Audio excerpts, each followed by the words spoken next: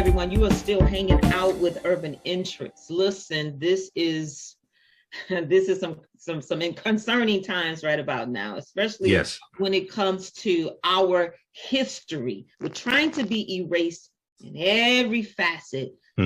Voting suppressions and tactics and just a lot that's going on, and it drops with the melanated people. We are the ones that are impacted and affected by it the most. And so our good friend Michael Imhotep is here with us. He's been with us before. He's a radio show, talk show host. He is a historian. He brings the thunder.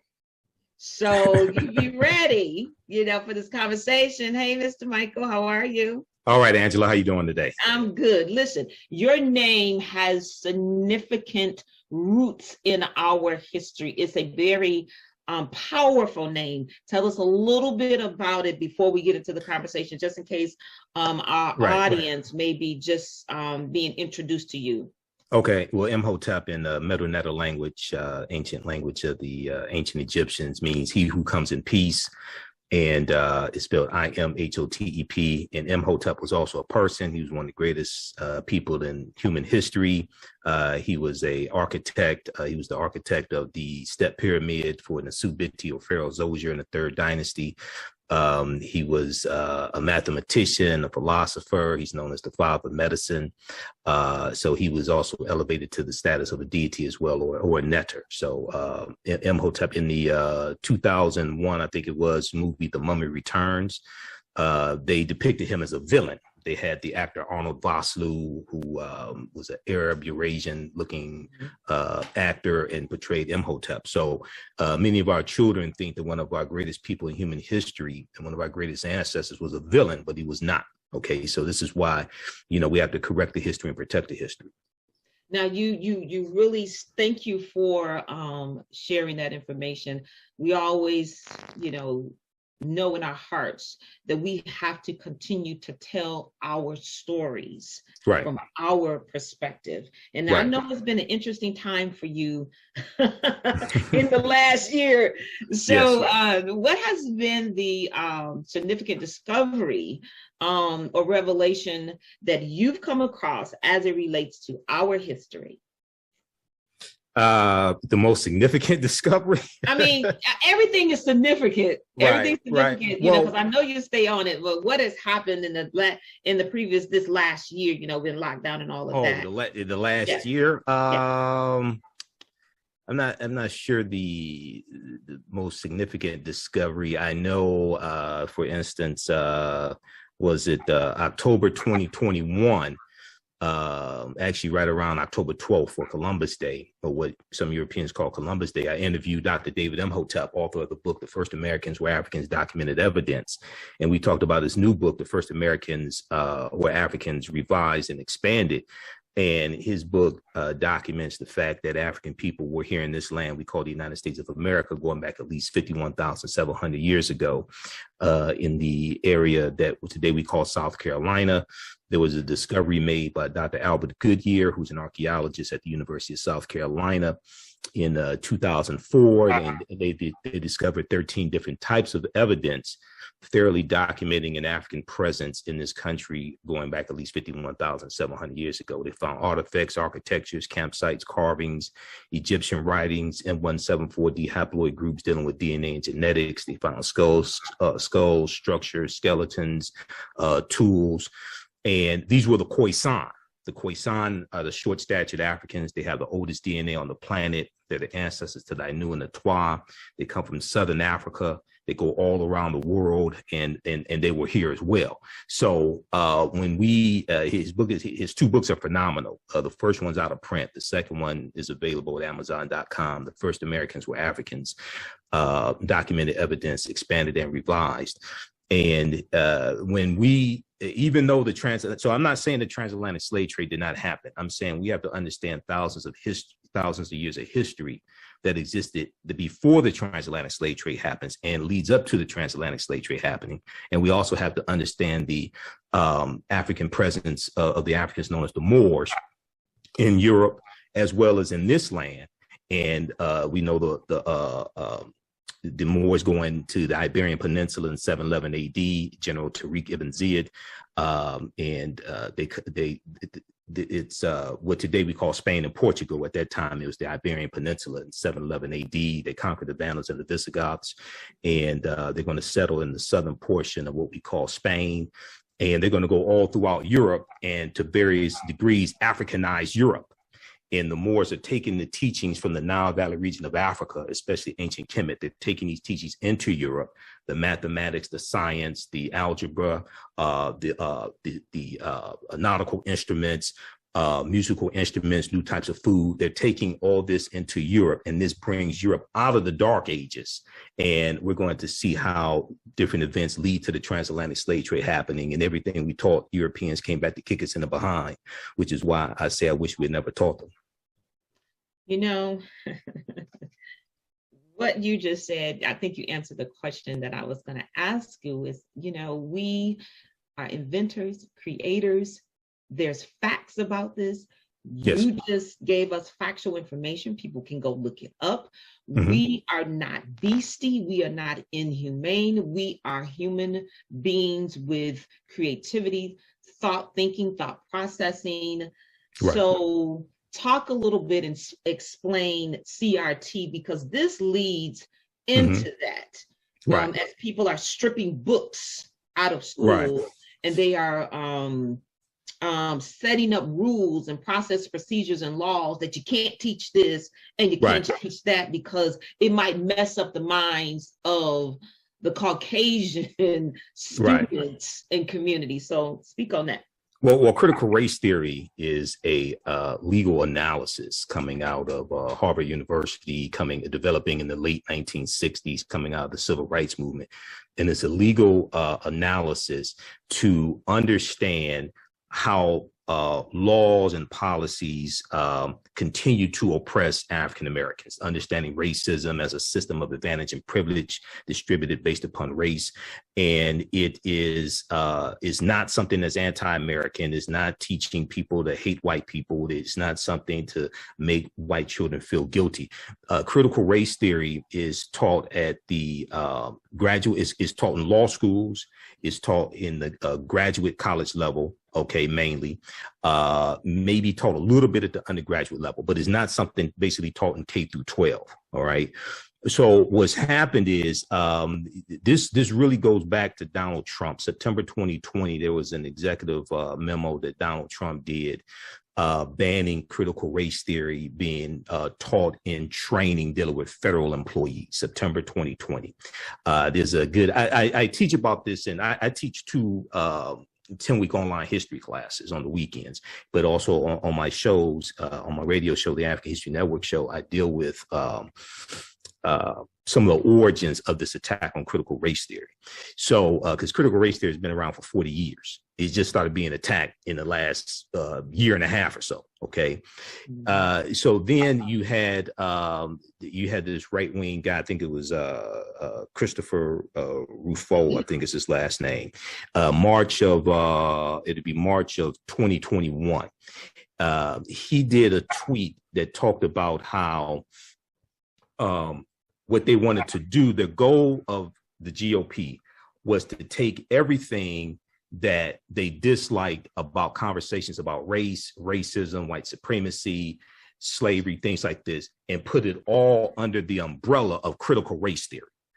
What Republicans have done, because they're better at messaging, and this is why we have to understand history, and I have a background in marketing, so I see this stuff coming before it happens. What Republicans have done with the help of Fox News, they've rebranded what critical race theory is.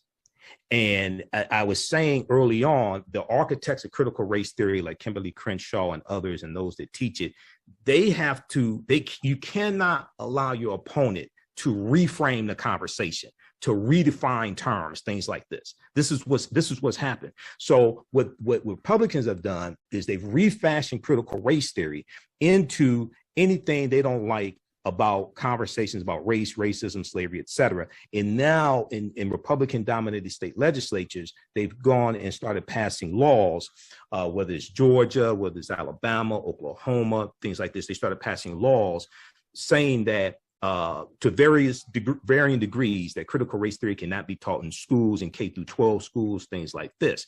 A lot of these laws are very ambiguous, which causes a lot of fear among teachers because they're not certain about what they can teach and what they can't teach, and they don't want to lose their jobs. They don't want to be sued, things like this. This is a cultural war that Republicans are waging.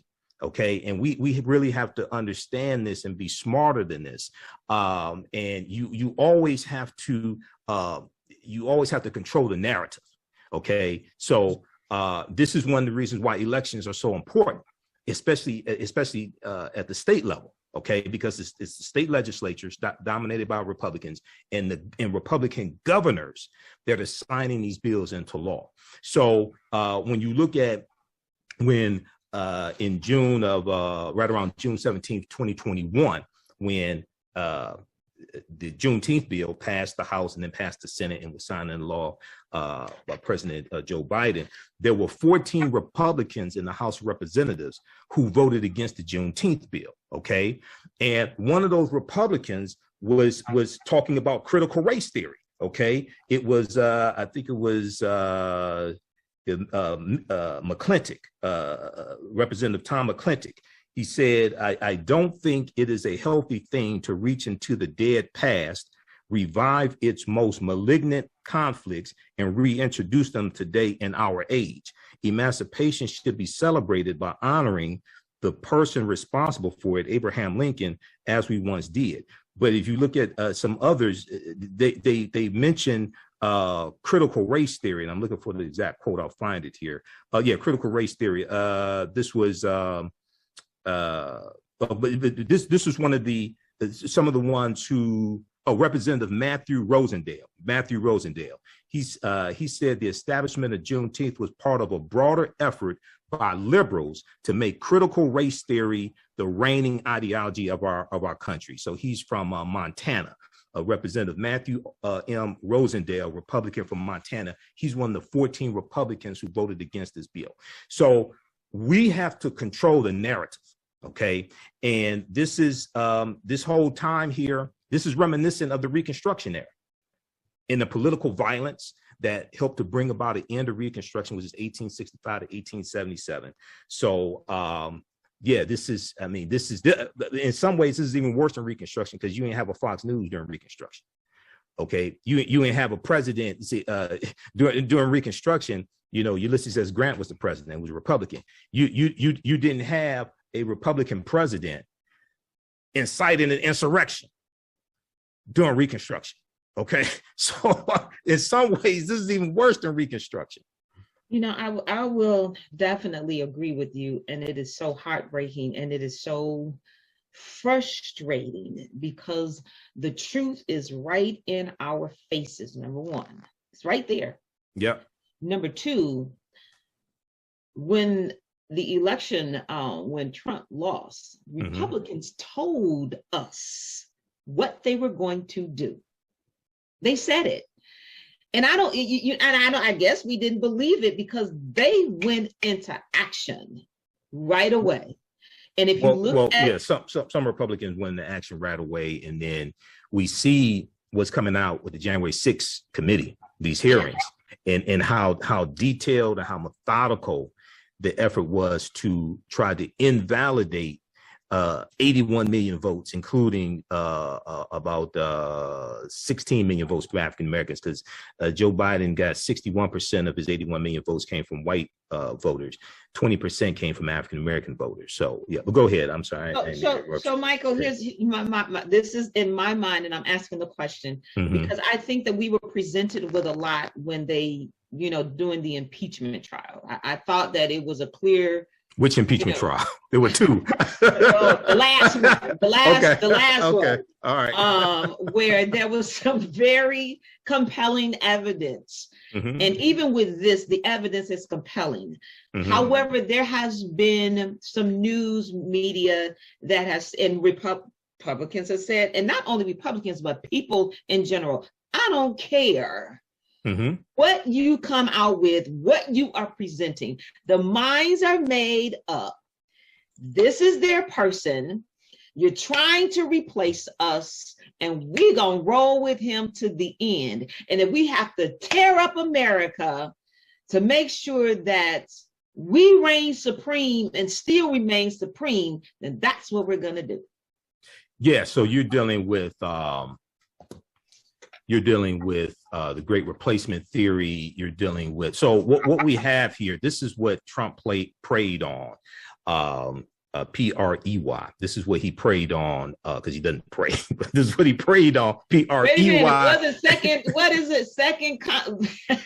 Let me stop messing. 2 Corinthians.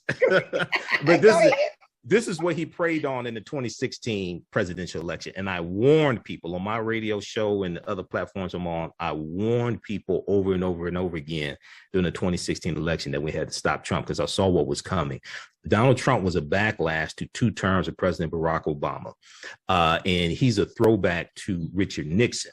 Richard Nixon won the presidency in 1968 on the platform of law and order. That was Richard Nixon's platform, law and order. Richard Nixon was a backlash to the civil rights movement, the Black Power movement, to the rebellions taking place across the country, like in 1967 here in Detroit, things like this, affirmative action, et cetera. Richard Nixon was a backlash to all of that. Anytime you have periods of time where there's perceived progress by African Americans, there's always a backlash to that. This is what the end of Reconstruction was in 1877 with the Compromise of 1877 and Rutherford B. Hayes becoming president and agreeing to the deal he struck with the Democrats, and he agreed to remove the remaining Union troops out of the South who were protecting the rights to a certain extent of African Americans, which allowed the white supremacists to take back full control of the state legislatures and all forms of government in those states.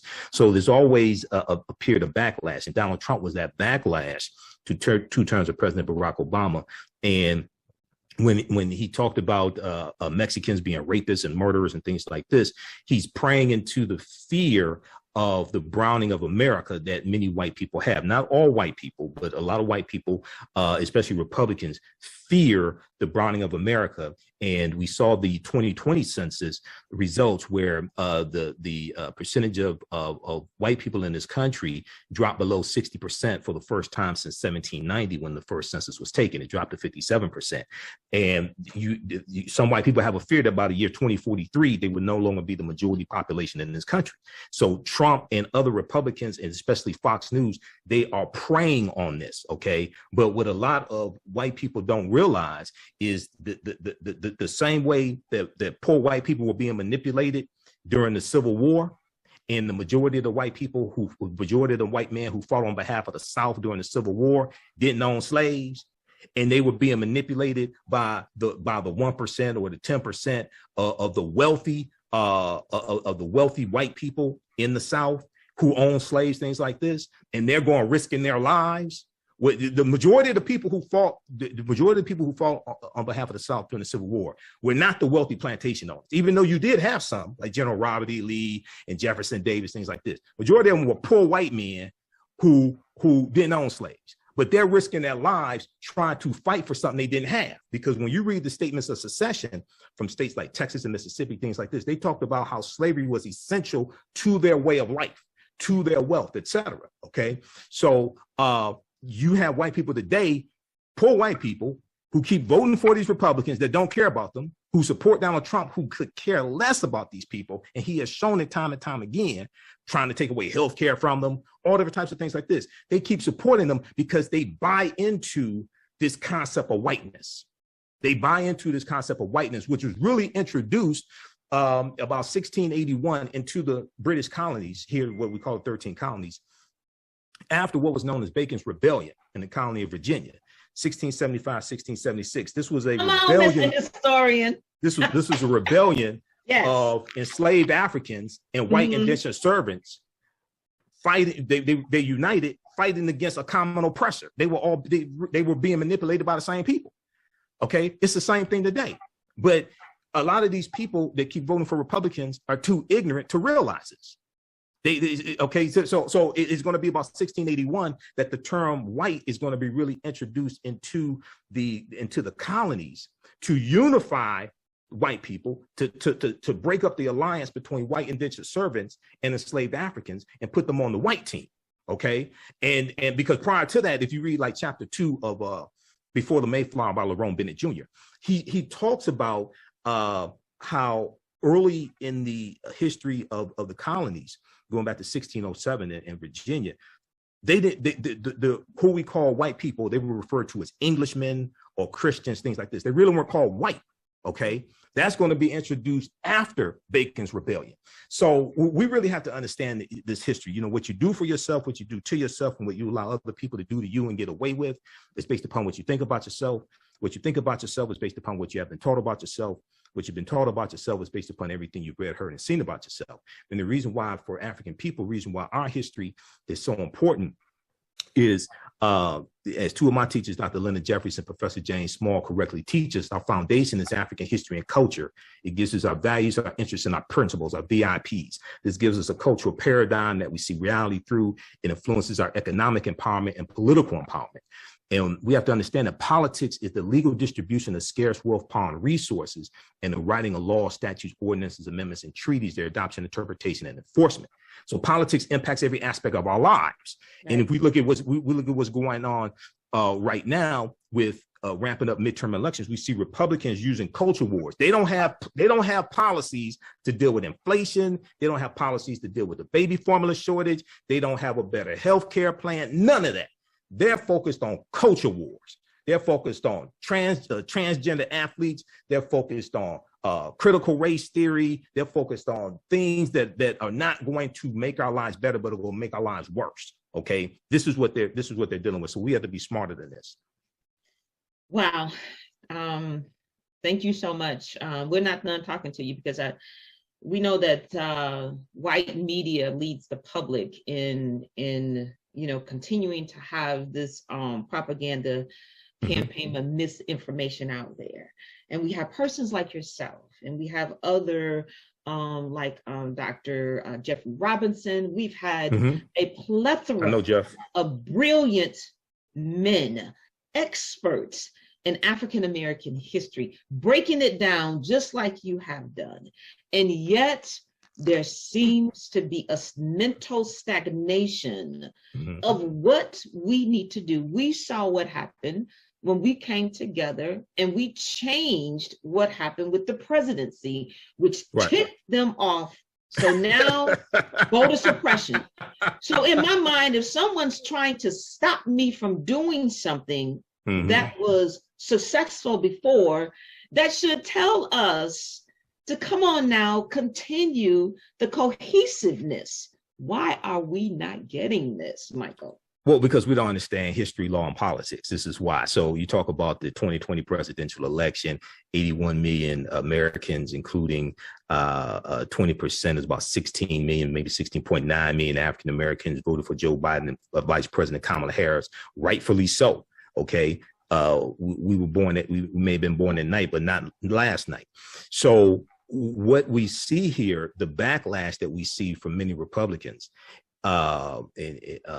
is that, one, you also had the Senate race in Georgia, January 5th Senate race, 2021. Reverend Raphael Warnock and John Ossoff defeat the two Republican sitting senators, Kelly Loeffler and David Perdue. And this gave control, a slim margin in the Senate for Democrats, 50-50 slim majority.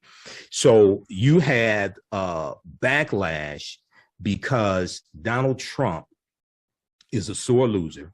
He's a con man. He's a fraud.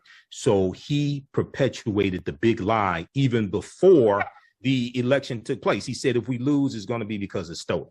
Okay. Then he comes out the night of the election, and there's still counting votes, and he declares that he won. Okay. No, he didn't. All right. And we see all this coming out in January 6th hearing. So you had Trump and his allies who raised $250 million in about 2 months, saying that they're going to file these lawsuits in court in all these states and fight the election results. They said it was stolen. This is the big lie. They raised $250 million from these ignorant people, okay, who don't understand the U.S. Constitution, don't understand any of this. And a lot of this was and he targeted cities that had high African-American populations and said the votes were fraudulent.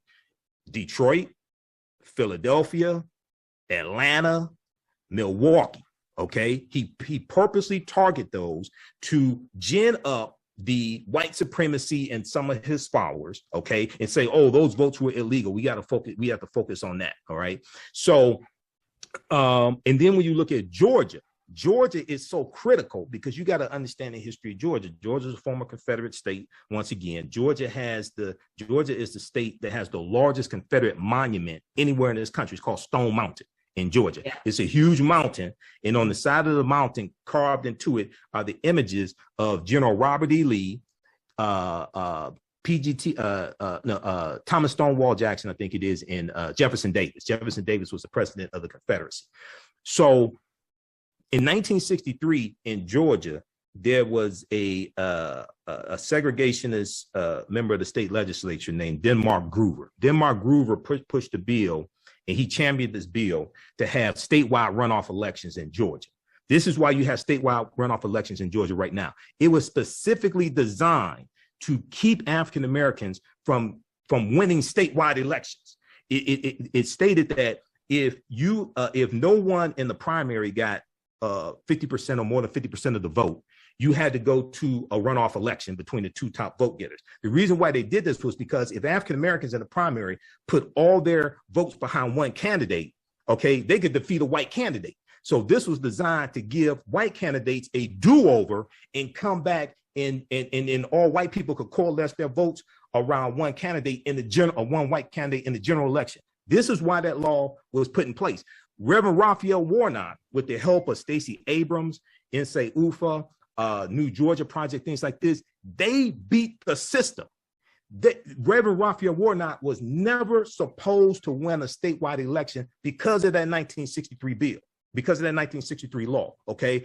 This infuriated Republicans, especially a lot of white Republicans in Georgia, because that was never supposed to happen, all right? So then you had the January 6th insurrection, fueled by white supremacy, especially targeting African Americans, things like this, and Latinos who voted, Asian Americans who voted. And all this is reminiscent of the political violence that we saw during the Reconstruction Era. When we talk about the Vicksburg Massacre, 1874 in Vicksburg, Mississippi, Clinton, Mississippi riot, 1875, the Eufaula Massacre and the Eufaula riot in 1874 in Alabama. And we're going to see these paramilitary groups, and I'm going to wrap up with this. We're going to see these paramilitary groups, the White League, the Red Shirts, the Ku Klux Klan, who were an arm of the Democratic Party at this time during Reconstruction, targeting African Americans. Today, they're the Oath Keepers. They're the Patriot Front. 31 of them just got arrested in Idaho because just got released. Well, they released on bail. No, they released on bail. They're released on bail. They're being charged with a misdemeanor charge, but they were released on bail. Okay. And someone bailed them out. Mm-hmm. There was one person that bailed them out. I don't know how much money, but that says a lot. Well, yeah. I mean, the groups like that have attorneys and things like that. So they're going to bail them out. They're going to be charged. They're going to be prosecuted. They'll most likely be convicted as well. But you have the Proud Boys, the Oath Keepers, the Patriot Front, different things like this, who are an arm of at least a faction of the Republican Party to do the same thing today that those paramilitary groups were doing during the Reconstruction Era. So, Michael, yes. Real quick, I want to ask you real quick. So it really would, because I hear about the Reconstruction Era when we're talking about this critical race theory, how these groups came about. So it really would do us good to go and read about that time in history of Reconstruction, would you say? So that we can understand at least understand more of the dynamics that are playing out today, because that was critical, that point in time in history. Absolutely. So when I teach about Juneteenth, I connect Juneteenth, June 19th, 1865. I connect that to the Civil War, the history of slavery in this country, but then the Reconstruction Era, which is 1865 to 1877, where African-American men are getting elected to public office. You had about 2,000 African-American men who get elected to office. You have African-American senators like Hiram Rhodes Revels from U.S. Senator from Mississippi, 1870. We're acquiring land. There are advances that we're making. You have the 13th Amendment, the 14th Amendment, which gives us citizenship, the 15th Amendment, which gives us guarantees voting rights for African-American men. You have court cases that we're winning, and you're going to have a declining commitment from the Republican Party to keep intervening on behalf of African Americans. You're going to have the U.S. Supreme Court ruling against us in certain court cases as well. You're going to have these paramilitary groups that are trying to intimidate African Americans and keep us from the voting polls, just like today. All right. So I actually teach 2 10-week online history classes on the weekends. On Sunday, I teach from the Civil War to the Civil Rights Movement and Black Power, 1865 to 1968. And it's a visual class that I teach. And we start in 1803 with the Louisiana Purchase and the Haitian Revolution, because those two events are related. And we go throughout history chronologically to the Civil War, Reconstruction, Jim Crow era, World War I, World War II, Great Migration, Civil Rights Movement, the Black Power movement, to see how all that history is connected, the laws and policies put in place to put us right where we are today, to understand where we need to go from here. So reconstruct, when we talk about, when we have these celebrations of Juneteenth, this is not just about barbecue and watermelon. We have to deal with teaching history, teaching politics, economic empowerment, and teaching about law. All that comes together. And Juneteenth is connected to reparations, because Representative Sheila Jackson Lee was the sponsor of the Juneteenth bill that got signed into law. And she's also the sponsor of HR 40 as well. So all this history is connected. We have to use the Juneteenth celebration as a time to come together to educate our people, mobilize our people, organize our people, and teach this history also. And my website is theafricanhistorynetwork.com, theafricanhistorynetwork.com. You can go there, register for the online course. We do the sessions live. All the sessions are archived and recorded, so you can watch it anytime also. But Reconstruction is a period of history. There's an article from Time Magazine, time.com, that deals with how 45 out of 50 states are not teaching the history of Reconstruction correctly, or not teaching it at all in K through 12 schools, okay? And this is, the history of Reconstruction is directly related to the racism we see today, to the voter suppression we see today, things like this. So we definitely have to study that period of history. All right. Thank you, sir, for stopping by to talk with us. If someone wanted to get in touch with you, is there an email that you have? Sure. And also tell us about how we can tune into your radio show. Okay, absolutely. Number one, visit our new website, theafricanhistorynetwork.com, theafricanhistorynetwork.com. My DVD lectures are there, digital downloads, articles that I've written as well. And also where I'll be speaking is there also. You can email me, ahnshow@africanhistorynetwork.com, ahnshow@africanhistorynetwork.com, because we still have our old website, which is africanhistorynetwork.com. You can call me 313-462-0003. 313-462-0003. If you want me to do a presentation, or if you want to take one of my classes, anything like that. And I'll be speaking this weekend, June 18th. I'm speaking out in Mount Clemens Carnes Community Center for their Juneteenth celebration. And then also I'm speaking at in Inkster, Michigan, Inkster on Sunday at St. Clement's Church for their Juneteenth celebration as well. We have this information at our website, theafricanhistorynetwork.com. Just click on upcoming events. And then also Wednesday, June 15th, I'm at Nandy's Knowledge Cafe for a screening of the documentary Heavy is the Crown, with and director Amadeus Christ will be there. It deals with the African origins of the major religions. So it's a fantastic documentary featuring two of my teachers, Professor James Small and Professor Kaba Kamane. So that's taking place 7 p.m. at Nandy's Knowledge Cafe. We have information at our website, theafricanhistorynetwork.com, about that as well. Thank you so much. And we just want to say too, yes, Juneteenth is a time of celebration. It's a time to educate, but not just only during this time. We need to be educated and researching our history all the time, because we Absolutely. are Black 365 days out the year. And keep in mind, June 1st, June 1st, 2021, the 100th commemoration of the Tulsa Race Massacre, and President Biden did the proclamation to make June 1st a National Day of Remembrance. So we have June 1st, National Day of Remembrance, Tulsa Race Massacre, June 19th, federal holiday for Juneteenth. That all takes place within the month of June, which is Black Music Month as well. Yes. This is a powerful month. Yes, this is a powerful month. But I don't think, seriously, I don't think that we really know that. I think, in my own personal opinion, we focus on the celebrations and the festivities and the family stuff, and that's fine. That's good. But you are right. This is a powerful month, and we need to take full advantage of it. And a month to celebrate, and a month to support Black-owned businesses as well. Yeah, a month to support Black-owned businesses also. Absolutely. So let's not, we're coming out of the pandemic, and I want to get out, and the sun is shining, and it's hot outside, but we cannot sleep. We have to stay woke on this, and we have to stay involved and engaged, because along this platform all across the United States of America, some people are losing seats right now. I'm getting dings on my phone about races in Texas and races over here and over there, where a certain party is putting their pegs in place to take us backwards, and we cannot sleep. They're trying to take us back to 1890 in the Mississippi State Convention, where they rewrote the Mississippi State Constitution to impose poll taxes and literacy tests. And this became known as the Mississippi Plan, which was copied by other former Confederate states: South Carolina, 1895, Louisiana, 1898, Alabama, 1901. And this was specifically designed to target African Americans, to suppress the African American vote. So with poll taxes, you had to pay a tax to be able to register to vote, maybe $2, $2.50, something like that.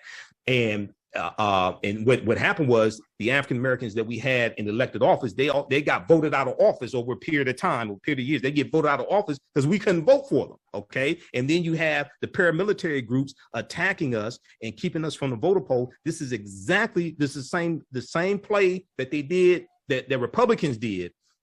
Sorry, the same play that Democrats did in 1890. This is the same thing that Republicans are doing in state legislatures today. We have to understand this history and learn from what happened in the past, okay? Because we can't let that happen again. Now, this is why voting strategically is so important, and everything that we're fighting for is shaped by politics and law and who's in a political office. So this is why this is critical. And here's the thing, I think critical, they hijacked that. They hijacked that one word. Critical race theory. They took the thing critical and they turned it into something negative. But when they focused on race. They focused on race. That's what it is. Well, when you say critical, that means it's something that's highly important. Yeah, so what Republicans are afraid of is not critical. They are afraid of race. They focus, when you look at the attacks on critical race theory in various states, and is largely coming from these former Confederate states, they're focused on race. Most Republicans who are against critical race theory can't tell you what critical race theory is. True. They're focused on, they don't want to talk about slavery unless they can control the narrative. They don't want to deal with aspects of the civil rights movement. Book banning evolves from the attack on critical race theory. But look at the books they're banning. They want to ban books dealing with Ruby Bridges, books dealing with Dr. King, the civil rights movement, books dealing with slavery, things like this.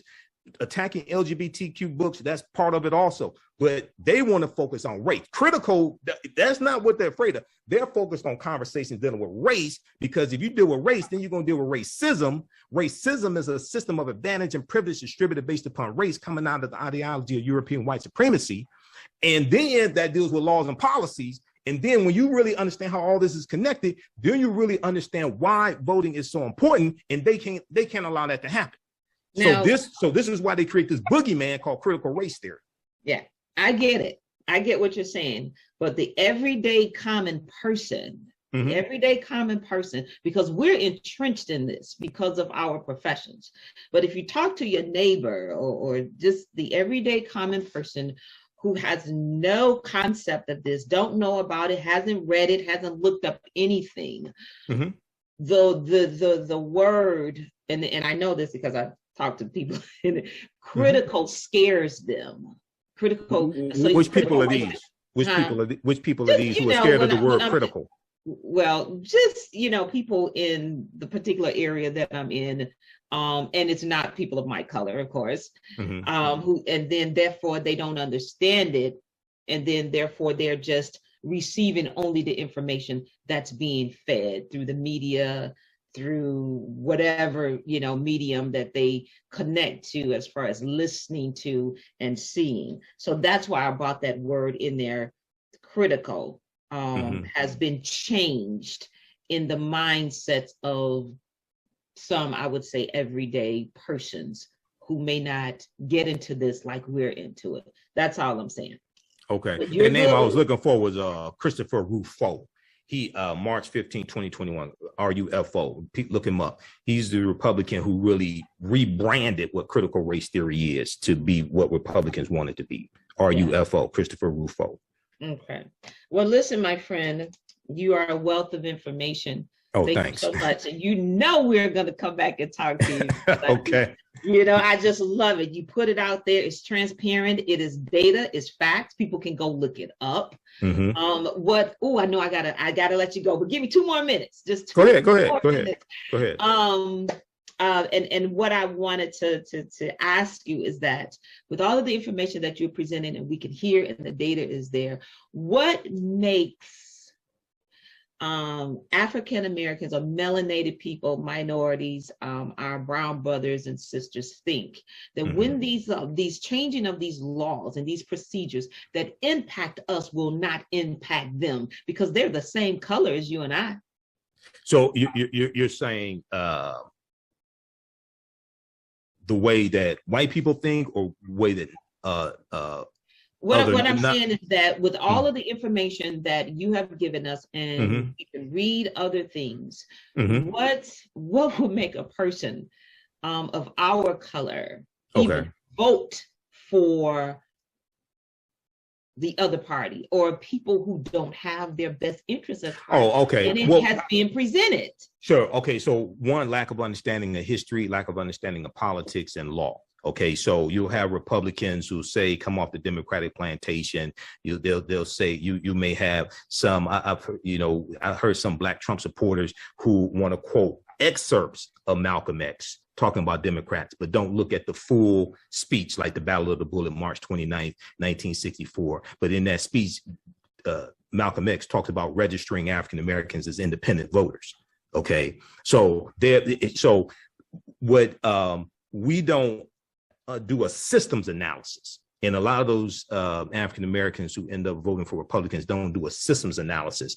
And so you have people like a Candace Owens that say, Democrats and the Klan, things like this. Yeah, but you don't talk about Republicans conspiring with Democrats to end Reconstruction, the compromise of 1877. You don't talk about the Lily White movement in 1928 when Republicans ran Herbert Hoover as their candidate for president, and they implemented a Southern strategy to appeal to Southern segregationist Democrats in 5 former Confederate states to get these Democrats to vote for Herbert Hoover. And the Republicans started ignoring the needs and concerns of African Americans. They were ignoring the rise of the Ku Klux Klan, which became very powerful again in the 1920s. And this started what's known as the Lily White movement, which was a movement to push African Americans out of the Republican Party, which is why we started slowly going over to the Democratic Party.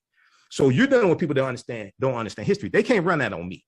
When they come at me with that nonsense, they get stopped dead in their tracks. I know they're lying. I know they haven't studied the history. So I encourage people to go to blackpast.org. They have about 6,000 pages of history dealing with African Americans and African American history. Read June 28th, 1964. Read Malcolm X's By Any Means Necessary speech, where he lays out a 5-plank platform and announces the Organization of Afro-American Unity. And he talks about the importance of voting, and he talks about registering African Americans there as independent voters. Okay. Now today, if you register as a Democrat, I totally understand, because you got a white nationalist domestic terrorist party, the Republican Party. Okay. There was a party realignment that took place starting in 1928, and it completed in the late 1960s after President Johnson is reelected in 1964. He runs against Barry Goldwater, U.S. Senator from Arizona. Barry Goldwater's anti-civil rights. By 1960, 2/3 of African Americans had already switched over to the Democratic Party. Okay, we didn't see them as being perfect, but we saw their policies as being better for us than the Republican Party. Okay, and then a lot of the Southern segregationists in the Democratic Party left the Democratic Party like Strom Thurmond, and they went to the Republican Party, which is where they died and their children are today. So you can't quote Malcolm in 63 or 64 without understanding the context and what happened after he said what he said. You have to relate that to history and understand what's going on today. All right. We can go on and on and on. I'm gonna let you go though. Okay, no problem. I know you got another one. So come back. You know I'm gonna have you back. Just let me know anytime. Yep. All right, Mike. Love you much. Talk to All right, you Angela. All right, peace. Thank you. All right. All right, everyone. We are gonna take a quick break. We're gonna wrap up. That was a dynamic conversation. A lot of education was in that conversation, hoping that you caught it. We just need to know what's going on. In order to know what's happening today, we must know our history. We'll be right back.